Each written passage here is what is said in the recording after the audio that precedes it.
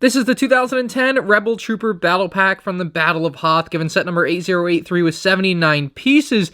This set, when it originally came out on January 1st, 2010, retailed for $10.99 or 11 bucks, and then about a year after it came out, the price went from $11 to $12. So, much like with the Snow Trooper Battle Pack, it is one of the few sets in the history of LEGO Star Wars to have jumped in retail price during its time of availability. You just don't see that happen often. You know, it's a classic battle pack when it has the Build Your Army mantra on the bottom left of the box. However, this set has a problem with that because it was the first battle pack to include a named figure with Zebsonesca. It never really bothered me as a kid, and it still doesn't really to this day, probably because he looks so much like just a generic Rebel pilot. And of all of the named character battle pack offenders, this is probably the least severe of them. But you get 3 other Rebel troopers in the set, which all look really good, and we have this awesome build based on the Battle of Hoth, which I really love. It's one of my favorite battle pack builds ever, so we'll take a closer look at it in a second.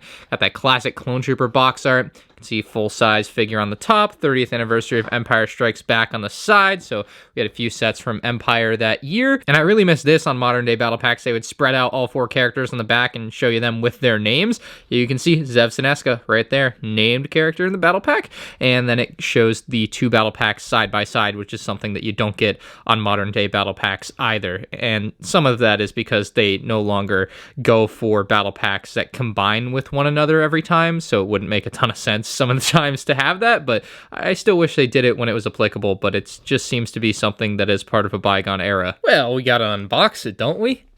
Oh, what a classic feel that is. Right on in. 2010. Oh, the good old days. Really, this is nostalgic here. So a couple bags, instruction manual, you know how it goes. Some of you may find this a bit interesting about the instructions. It has the Darth Vader that is from the 2008 LEGO Star Wars box art. Obviously, this is a 2010 set. I'll show you. There's the Darth Vader over there, 2007, 2008 Darth Vader. And basically, they seem to have carried that over on the instructions, even though it wasn't part of the box key art anymore. So a bit weird that they did that. I don't know if this was like paper that they already had kind of pre-printed and then they print the second layer on it, or how that works. But for some reason, some of the pages had Darth Vader on them, even though he wasn't part of it. This is a really cool thing in the back of the book. I like that. I didn't know they did this. I did not remember that. And then we should have other 2010 sets. Oh, it's so beautiful. Oh, look at them. Oh, I think everyone loves these types of pages. Just real classics to look back at. But I must build the set, and we'll take a look at the minifigs right now. Zebsonesca here, not all that bad. The obvious bad side of Zebsonesca in a battle pack is it's a named character, and you just don't, just never positive for a battle pack army builder to have a named character. But as far as like the quality of the character and the looks of him, he is very good here. I also love that they got the orange stripe on his face print to make it look like he's got the visor down on the helmet. That was something they started doing in this era that just looked so good. Got the chin strap there, looks very nice. But overall, it's just a very well done character outside of the fact that it's a named character in a battle pack. Here we have the Hoth Officer, one of my favorite Hoth Officers LEGO has ever made, and he's got a real Ron Swanson from Parks and Rec look to him. Definitely that mustache. I mean, 100% on the money. Looks just like him in my opinion.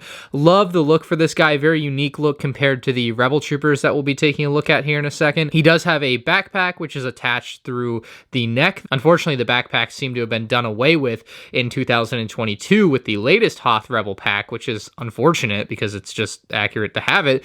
But as far as the hat goes for the Rebel Troopers, it's actually pretty interesting. This was at the time a very interesting, unique and new piece that they had come up with, as well as the little goggle piece. And I say little, it looks fine on the top of the head. I think the goggle piece is laughably large when you actually put it in front of the face of the character. So when you move it down like that, it's just too big in my opinion. It looks ridiculous. It covers up his mouth. I mean, obviously I know what they were going for, and it looks a lot better on top of the hat than actually on the face, but when it's on the face, it's just not a great look. The other 2 Hoth soldiers are identical, except one has a short blaster and one has a long blaster. So yeah, these are really good looking characters, very nice Rebel troops. They have the backpack, no back print.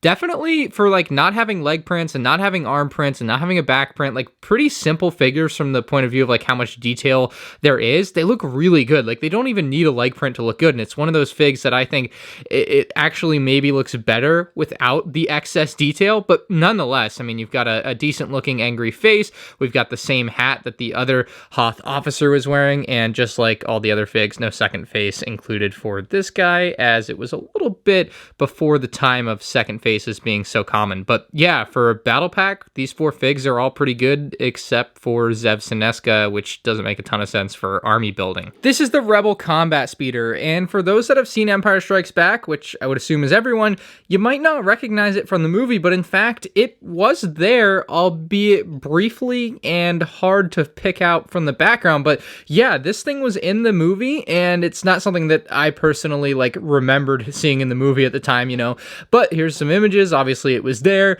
and it's really cool that it was the vehicle chosen for this particular set, because it's, one, the only time we've ever seen this vehicle in Lego, but 2, it's just really aesthetically pleasing. I don't find this to be like the most overall accurate, detailed model of this thing. I mean, if we got a UCS version, it would obviously look better and be more intricate, but for something made of like 50 pieces, it's super good. So first off, it's almost completely symmetrical, and the only thing on the back here that is not symmetrical is you have one side that's a red stud and one side that's open, because that's where you can actually put the weapon of whoever is piloting this thing. Although there is an extra piece included in the set as a red stud, so you could just put red studs on both sides if you wanted to anyway, which is pretty cool.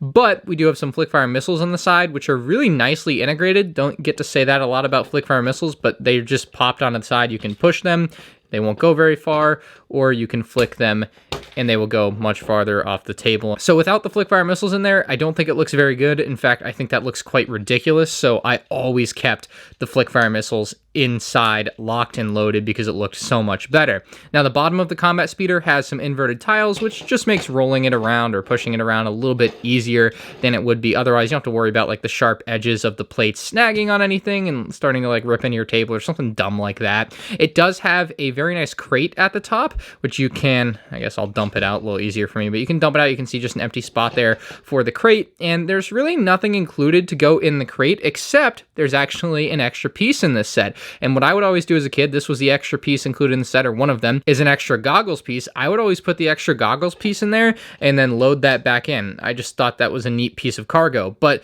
extra pieces don't really count as part of the set, I would say. I do wish from a design and play perspective that they would have included something specifically meant to go in there, not just an extra piece that may or may not sometimes be there. We've got the rotating cannon on top, which can rotate 360 degrees. If you have your pilot there, you might have a little trouble unless you raise the cannon up, because you can do that. 90-degree range of motion there. It looks really, really good. Always liked this. And they don't ruin this top cannon with like an unnecessary flickfire missile feature, because you already have that on the side of the vehicle. Now, to place a pilot in the back of the ship, all you have to do is take his weapon off, put him in a seated position, and you can see that the seat does allow room for characters with backpacks. So I usually wouldn't sit Zebsonesca there. I would actually sit the officer in the spot, or you can sit one of the rebel troops, because they give you purposefully enough space to fit one of the characters with backpacks. Now, you could fit a character without a backpack, obviously, and he can sit even a little bit further back, but this always just worked if you wanted it to, which was nice. And then as far as the functionality of placing the gun in the small hole there, very easy as well. Now, a small quirk about this set, something just cool factoid, I suppose, is you can see this very large beam piece here, and that basically runs up. It holds the seat and everything, very nice and stable. There's nothing on this set that you worry about breaking off, which is really good. It's just a very strong build. In some of the official product images for this set, this entire beam piece is just missing. So it's just the chair with the little plate there floating without the beam piece in the picture. So I always thought that was pretty funny. I guess whoever had the job to do that picture that day cropped it out on accident and didn't realize it. For 11 or 12 bucks back in the day, I feel like this set was a must buy. It went very well with a lot of the other Hoth sets that LEGO was releasing around the time, like the Wampa Cave, the AT-AT, of course, the Snow Trooper Battle Pack. Just so many good ones that you could pair this with. If you wanted to buy this today, though, sealed in box on eBay, you're looking at about $30, which ain't that bad when you give the perspective of some of the other battle packs and the price prices they have reached from this era, now sealed in box. So $30 for this, if you really want to just have one, I think is totally worth it, because it's the only way to get this vehicle from Hoth and Lego. It's just such a cool vehicle, so I think it's worth having it just for that. But yeah, overall, very nice battle pack, maybe 8.5 out of 10. Definitely get some points off for having a named character, but the other Rebel troops are amazing. The vehicle is amazing. Everything's well built. No real complaints about the set outside of just having a named character. So let me know what you guys think about this beauty of a set in the comments section below. If you guys enjoyed, hit the like button. You can check out more 2010 LEGO Star Wars set reviews on the end screen now.